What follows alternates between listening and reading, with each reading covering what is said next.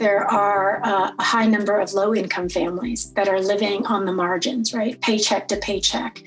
And so these are the communities that I work in, low-income minority communities.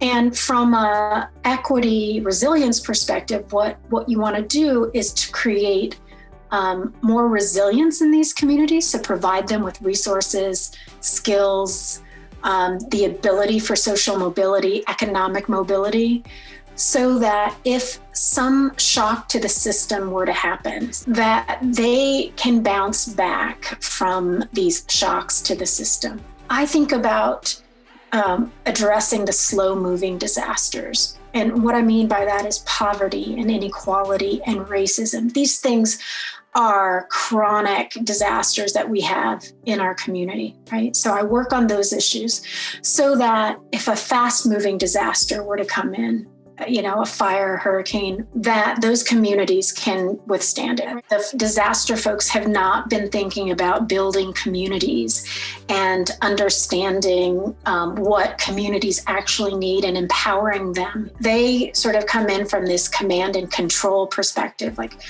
we need to fix this problem for communities. We need to go and solve their issues. We need to move them out of risky areas.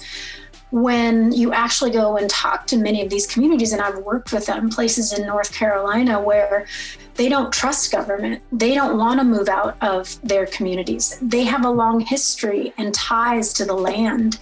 And so when government comes in and says, we need to move you out of these risky areas, I mean, from a technical risk perspective, that's true. But from a humanistic, cultural, community perspective, that may not be the right thing for these communities, right? So how do we address both, kind of fix the risk, but also be very sensitive to the history and memory and the culture and the traditions of communities? And those two sides don't often talk to each other. And so that has been my goal, is to be able to create those bridges so that, the disaster folks can understand the community. It's about working on those slow-moving disasters, but then also being able to quickly respond to the fast-moving disasters.